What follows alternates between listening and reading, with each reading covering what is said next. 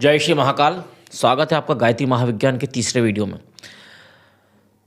दिव्य अस्त्र शस्त्र किस तरह से काम करते थे, अभी तक तो एक कल्पना ही लगती है, एक स्टोरी लगती है कि तीर को छोड़ा और वो हजारों लाखों में बट गया।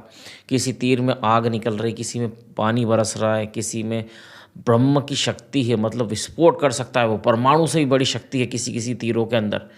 ये वीडियो देखने के बाद आपको पता चलेगा कि किस तरह से वो अस्त्र शस्त्र काम करते थे, क्या साइंस था, क्या विज्ञान था उनके पीछे, द साइंस बिहाइंड दिव्य अस्त्र शस्त्र। अब अलग अलग प्राणियों और पदार्थों को बनाने के लिए ब्रह्मा जी ने अपने 3 टुकड़े कर लिए, सत, रज और तम। ये 3 टुकड़े हैं ब्रह्मा के, जो इस पूरी सृष्टि में आज फैले हुए हैं। तो सत है ईश्वर का दिव्य तत्व, जैसे कि अपनी आत्मा। तम है निर्जीव पदार्थों में परमाणुओं का अस्तित्व, जैसे कि जड़ सृष्टि जो बताई थी वो पूरी आप समझ सकते हैं कि तम। सत और तम के मिलने से बना रज। रज का एग्जाम्पल है अपना शरीर, इसमें ईश्वर का दिव्य तत्व आत्मा भी है और परमाणुओं से बना हुआ ये शरीर भी है, पंचभूतों से बना ये शरीर भी है। और ये 3 तत्व स्थूल सृष्टि के मूल कारण हैं।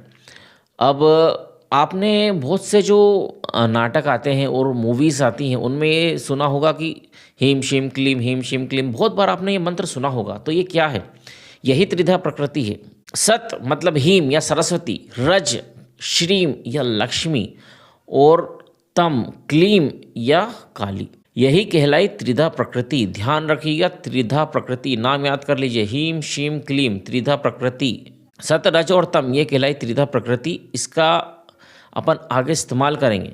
त्रिधा प्रकृति में जब भी बोलूँगा तो आपको समझ जाना है कि हीम शीम क्लीम यानी सतरज तम की बात हो रही है। इसको दिमाग में बिठा लीजिए, हीम शीम क्लीम त्रिधा प्रकृति, इसको अपन कहेंगे त्रिधा प्रकृति, सतरज तम, बस। क्योंकि इसका आगे इस्तेमाल करना है, इसका इस्तेमाल बहुत ज़्यादा होगा अब।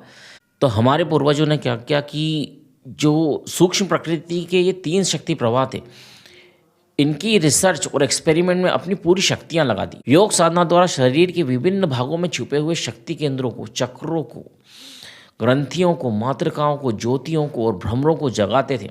और उस जागरण से जो शक्ति प्रवाह उत्पन्न होता था उसको त्रिधा प्रकृति के इन 3 तत्वों में से किसी से भी जोड़ते थे। जैसे कि एग्जाम्पल अगर लें तो यदि अनाहत चक्र से अपना कोई शक्ति प्रवाह उत्पन्न हुआ है तो उस अनाहत चक्र के शक्ति प्रवाह को पहले सत्य से जोड़ेंगे, फिर जो शक्ति उत्पन्न हुई उसको देखेंगे, फिर तम से जोड़ेंगे, कौन सी शक्ति बनती है वो देखेंगे, फिर रज से जोड़ेंगे, फिर कौन सी शक्ति उत्पन्न होती है वो देखेंगे। मतलब एक्सपेरिमेंट, जैसे अपन अलग अलग केमिकल्स को मिलाते हैं कि ये वाला केमिकल इसमें मिला के देखा तो क्या हुआ, वो वाला केमिकल इसमें मिला के देखा तो क्या हुआ, इसी तरीक़ा से एक्सपेरिमेंट आज करते हैं अपन।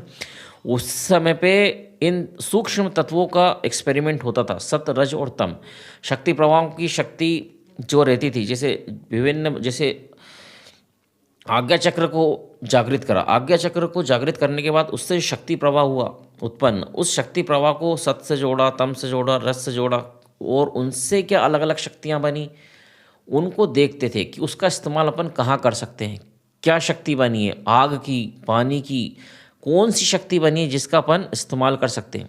बस इसी तरह से एक्सपेरिमेंट कर करके वो अलग अलग शक्तियों को बनाते थे और इन्हीं चीज़ों में उन्होंने अपना पूरा जीवन लगा दिया। मतलब पूरी शक्तियाँ इसी चीज़ में लगा दी। सूक्ष्म तत्व को पकड़ना, अपने शरीर के शक्ति प्रवाह से जोड़ना।